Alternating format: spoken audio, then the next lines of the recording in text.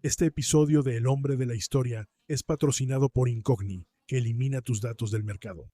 En 1937 estalló la guerra entre el Imperio japonés y el Segundo Frente Unido chino.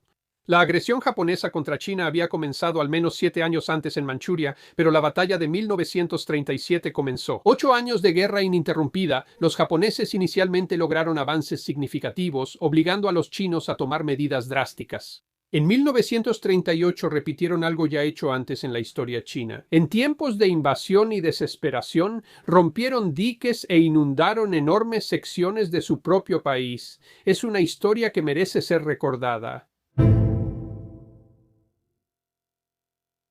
El río Amarillo es clave en la historia china, pues la dinastía Xia surgió en su cuenca según relatos tradicionales. La unión de grupos para frenar inundaciones del río permitió que la tierra fértil impulsara la civilización china. El río, pese a sus frecuentes inundaciones que han causado tragedias y más de 1 millón de muertes, también ha sido usado como arma de guerra. En 1128, la dinastía Song del norte rompió los diques en un intento de detener a las fuerzas invasoras.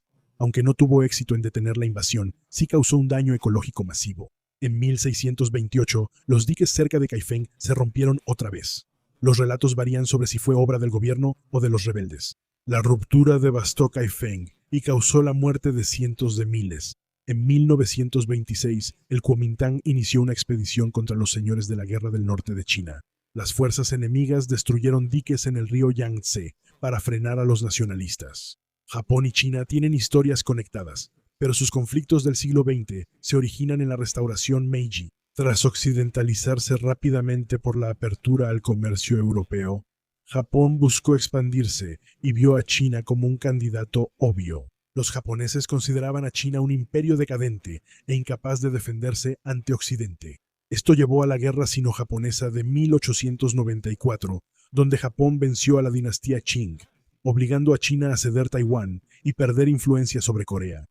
China se fragmentó más, la dinastía Qing cayó, y la era de los caudillos terminó con una reunificación nominal, pero no completa. Bajo Chiang Kai-shek y el Kuomintang, pronto surgieron conflictos con antiguos aliados y el Partido Comunista Chino. En 1931, Japón creó un incidente de bandera falsa para invadir Manchuria. Gracias a Incogni por patrocinar El Chico de la Historia. Usa el enlace para un 60% de descuento exclusivo. Oye, ¿recuerdas que durante la mayor parte de la historia pescar significaba intentar atrapar, ya sabes, peces de verdad? Aquí tienes un poco de historia rápida. En los años 60, algunos delincuentes se dieron cuenta de que podían estafar a la compañía telefónica reproduciendo tonos en los teléfonos y así eludir los sistemas de facturación. Así obtenían llamadas de larga distancia gratis. ¿Recuerdas cuando eran importantes? La estafa se llamaba phreaking, abreviatura de llamadas gratis, no por espectáculos de circo. Se escribía con PH, como en phone. Eso se volvió algo común cuando los hackers, nuevos delincuentes, empezaron a usar ortografía extraña como PH en lugar de F para evitar los filtros de Internet, y también como una especie de contraseña dentro de la comunidad hacker.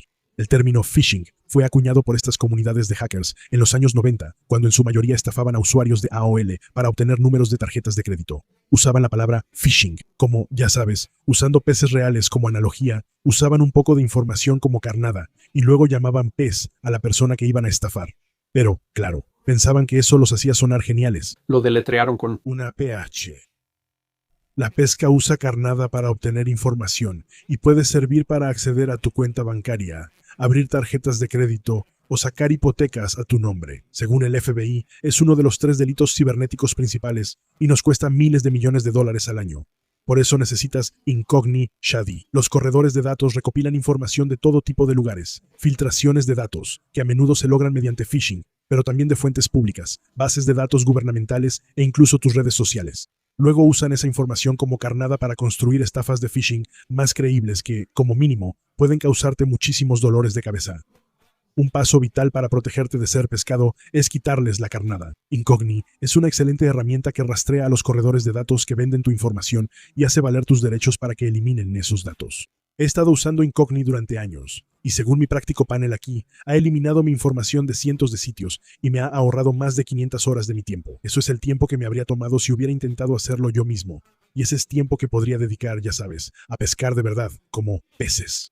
Ahora es mejor con eliminaciones para clientes de Incogni y los planes ilimitado y familiar ilimitado. Indica cualquier sitio donde aparezca tu información personal y un experto en privacidad lo gestionará por ti. Lucha contra pescadores fraudulentos. Usa el código El Chico de la Historia en Incognicom / El Chico de la Historia y obtén 60% de descuento. Usa el código El Chico de la Historia en Incognicom El Chico de la Historia y obtén 60% de descuento. Desde 1931, fuerzas japonesas y chinas chocaron varias veces. Ejércitos voluntarios antijaponeses surgieron en Manchuria sin apoyo oficial.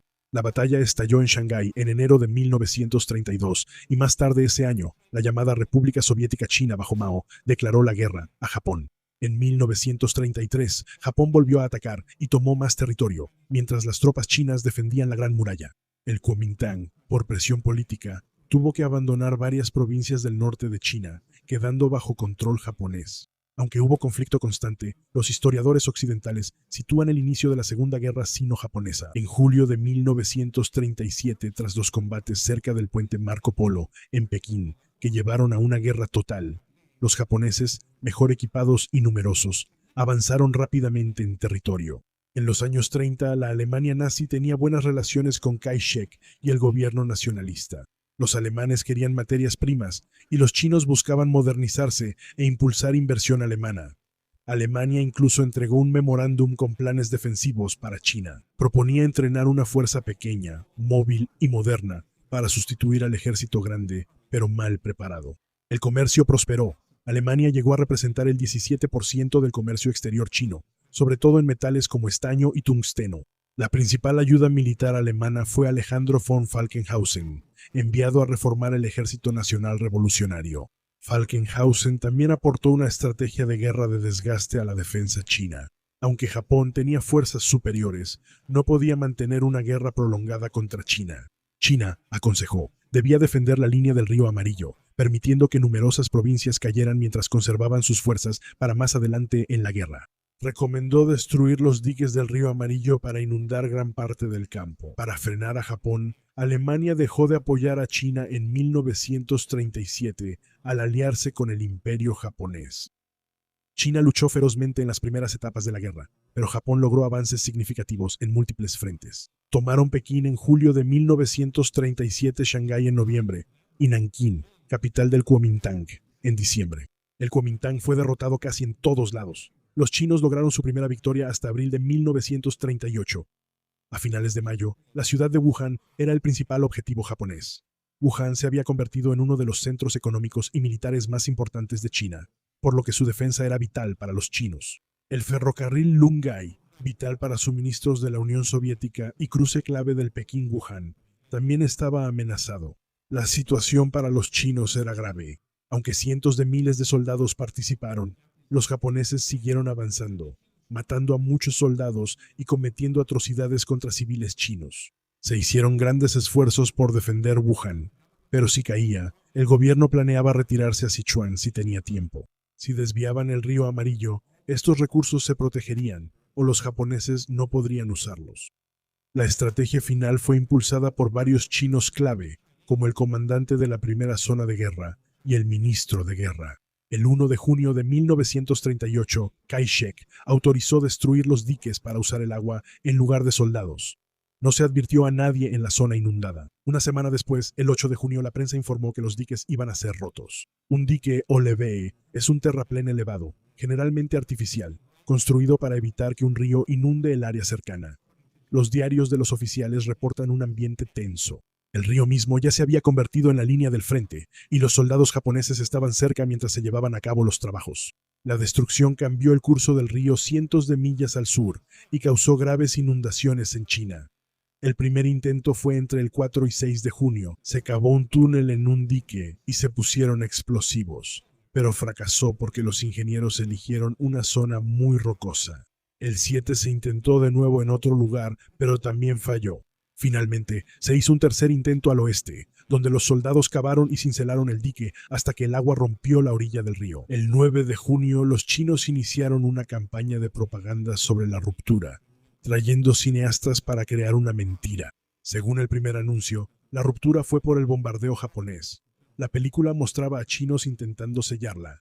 Un informe del New York Times del 15 de junio decía que hubo varias rupturas de diques al oeste de Kaifeng y que soldados chinos disparaban a japoneses y campesinos forzados a reparar. Luego, los reportes indicaron que varias rupturas formaron una brecha de 400 metros por donde escapaba el 90% del río. Después, los informes se volvieron incontrolables. Un informe japonés dijo que 150.000 personas se ahogaron, mientras que uno chino reportó 6.000 soldados japoneses ahogados. Más tarde, los informes rápidamente demostraron que la pérdida de vidas fue relativamente pequeña, pero a medida que la inundación se extendía, más y más aldeas quedaban inundadas. Un informe del 17 de junio indicó que 300.000 chinos fueron desplazados por inundaciones. Se reportó que la temporada fue inusualmente lluviosa, lo que empeoró la inundación destructiva. Los informes dijeron que los japoneses fueron advertidos, pero no pudieron evitar la acción. El New York Times reportó que chinos en Shanghái apoyaban la acción si frenaba la invasión japonesa. Los periódicos estadounidenses también informaron que el avance japonés se vio obligado a detenerse por completo, donde el río había inundado su camino hacia adelante. Un informe chino indicó que la inundación les dio 5 meses para prepararse, mientras que uno estadounidense señaló que el redespliegue de tropas fue muy costoso. El Adelaide Chronicle informó que los japoneses admitieron ser impotentes ante las inundaciones. La estimación del Chronicle reflejaba la opinión occidental, citando a un corresponsal británico en Shanghái. Algunos militares extranjeros creen que las inundaciones del río Amarillo podrían ser una de las mayores defensas históricas, tan desastrosas para los japoneses como el incendio de Moscú para el ejército de Napoleón. El éxito de la acción estratégica no fue tan notable, aunque logró proteger la línea de suministros soviéticos y frenar el avance japonés. Quizás más importante aún, obligó a los japoneses a acercarse a Wuhan desde una sola dirección, probablemente retrasando su captura y negándosela a los japoneses. El uso de grandes partes del ferrocarril les impidió avanzar con él. El logro más importante pudo haber sido bloquear al ejército japonés de los accesos más fáciles y mejores hacia Sichuan, preservando esencialmente al gobierno nacionalista mientras se retiraba. También permitió algunos éxitos aislados. Unidades japonesas como la 16ª División fueron aisladas, atacadas y obligadas a retirarse y reagruparse, perdiendo equipo. Algunos japoneses murieron por inundaciones y unidades chinas quedaron aisladas. El área inundada siguió inaccesible para los japoneses, incluso tras el retroceso del agua. Sin gobierno chino ni japonés, la región fue base principal de la guerra de guerrillas liderada por comunistas chinos. Sin embargo, no salvó a China, y Wuhan cayó en octubre de 1938. La peor consecuencia de la inundación fue la destrucción de zonas civiles. Miles de pueblos y ciudades quedaron inundados, algunos durante muchos años, y la destrucción de tierras agrícolas y suministros de alimentos fue devastadora. Las cifras de afectados y ahogados siguen siendo inciertas. En 1943, fuerzas de Kuomintang estimaron 12 millones de habitantes en la zona. Estimaciones recientes indican entre 5 y 6 millones. En 1948 informes oficiales reportaron más de 800.000 muertes y al menos 2 millones de refugiados. Las cifras de ahogados varían. En 2015 se estimaron 30.000 y en 1995 la Academia China de Ciencias reportó 89.000 muertes. En la década de 1950, el gobierno comunista estimó que las muertes por las inundaciones alcanzaron el 500.000, mientras que publicaciones gubernamentales más recientes sitúan el número más cerca de 1 millón. El Partido Comunista Chino usó el evento como propaganda, y Kuomintang presentó la pérdida como un acto patriótico y símbolo del sacrificio chino ante la invasión. Es comprensible que las cifras varíen. No hubo un intento sistemático de contar a los muertos o desplazados en ese momento, en zonas carentes de cualquier gobierno. Cuando se hicieron estimaciones, ya habían pasado años y la propaganda dificultó mediciones objetivas. La inundación provocó desastres como guerra, sequía, langostas y corrupción, causando gran hambruna en Henan en 1942 y 1943. En 1949, un informe indicó que casi 2 millones de acres de tierras fértiles estaban fuera de uso. Tras la inundación, periodistas reportaron que los lugareños comían corteza de árbol. Antonio Gannó, historiador australiano, calculó las muertes en menos de 1 millón, cerca de 700.000, mientras que un conteo oficial de más de 1.4 millones incluyó una disminución estimada en los nacimientos y la migración hacia afuera. Las cifras son inciertas, pero miles se ahogaron y cientos de miles más murieron luego. La inundación pudo haber sido decisiva para que los campesinos de la zona se unieran a los comunistas, ya que la región permaneció bajo control comunista. Durante la guerra civil china que siguió, la derrota de los japoneses. La inundación siguió siendo un tema en la posguerra, mientras el gobierno nacionalista, con ayuda de la ONU, reparaba los diques.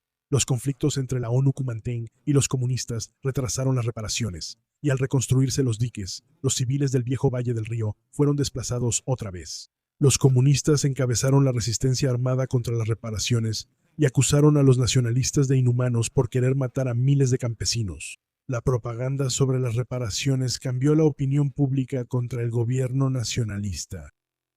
Las inundaciones del río Amarillo rara vez se mencionan en relatos de la Segunda Guerra Sino-Japonesa y aún menos en los del Frente Chino en la Segunda Guerra Mundial, poco cubierto en Occidente. Independientemente de su valor estratégico, causó un gran desastre humanitario que marcó la historia moderna de China. Su valor táctico era dudoso. El ejército japonés ya tenía líneas de suministro muy extendidas en ese momento. No está claro si de todos modos habrían podido avanzar inmediatamente sobre Wuhan. Sin negar el impacto estratégico, el acto causó un gran sufrimiento humano de forma deliberada. Esa fue una jugada desesperada, un desastre casi olvidado en una guerra llena de tantos desastres.